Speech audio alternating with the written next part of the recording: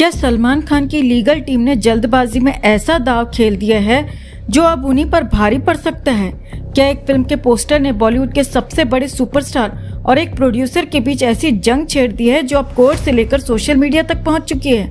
और सबसे बड़ा सवाल, क्या ये सिर्फ एक फिल्म का विवाद है या फिर इमेज बनाम अभिव्यक्ति की आज़ादी की लड़ाई? नमस्कार, आज हम बात करने वाले हैं उस विवाद की जिसने इंटरनेट पर भूचाल ला दिया है। कहानी शुरू होती है फिल्म काला हिरन से। कुछ दिन पहले इस फिल्म का पोस्टर रिलीज किया गया।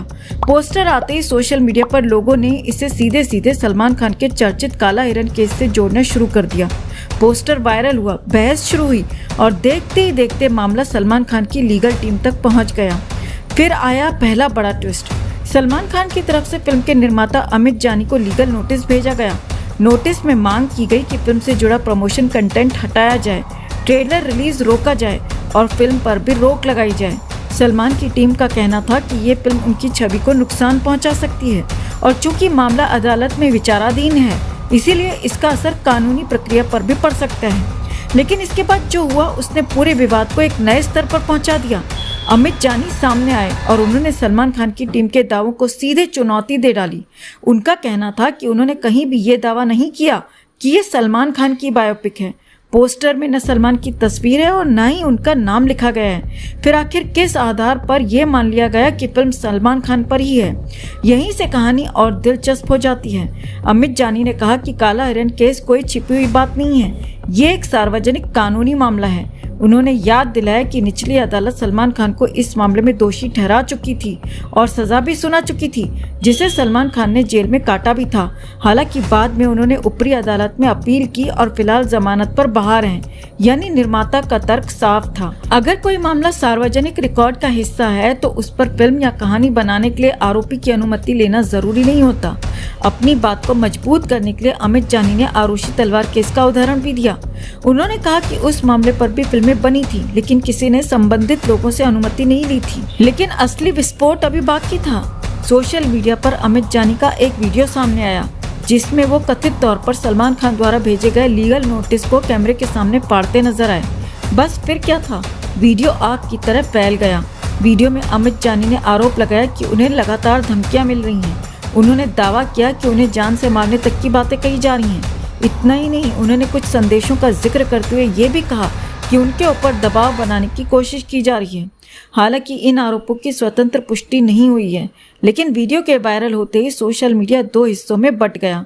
एक तरफ वे लोग थे जो कह रहे थे कि अगर किसी की छवि प्रभावित हो रही है तो उसे कानूनी कार्रवाई का पूरा अधिकार है। दूसरी तरफ वो लोग थे जो सवाल उठा रहे थे कि क्या किसी सार्वजनिक कानूनी मामले पर फिल्म बनाना वास्तव में गलत है।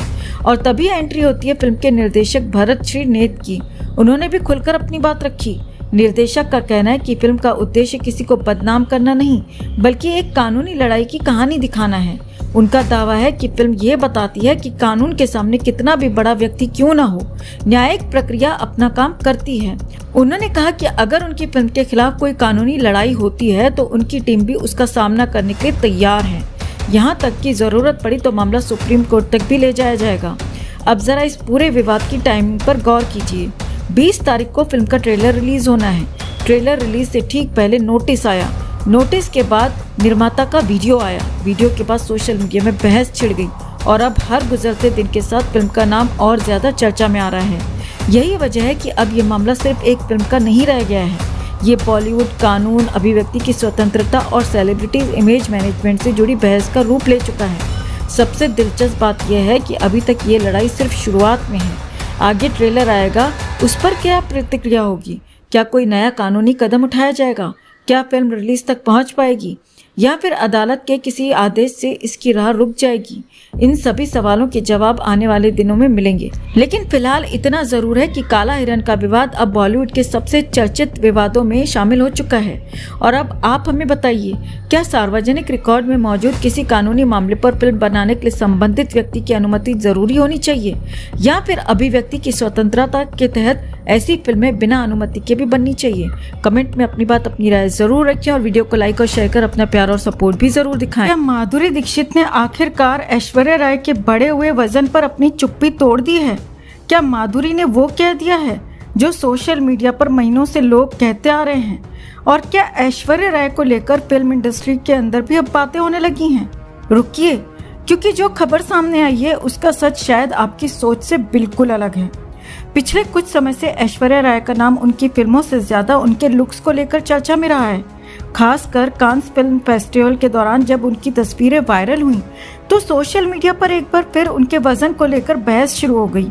किसी ने कहा कि ऐश्वर्या बदल गई हैं, किसी ने कहा कि वो पहले जैसी नहीं रही, तो कुछ लोगों ने तो सीधे सीधे उनका मजाक उड़ाने की भी कोशिश की। लेकिन तभी इस पूरे मामले में एंट्री हुई माधुरी दीक्षित की और लोगों को लगा कि शायद माधुरी भी ऐश्वर्या के वजन को लेकर कोई टिप्पणी करने वाली हैं। आखिर दोनों बॉलीवुड की सबसे खूबसूरत और सफल अभिनेत्रियों में गिनी जाती हैं। ऐसे में अगर माधुरी कुछ कहती तो उसका असर दूर तक जाता।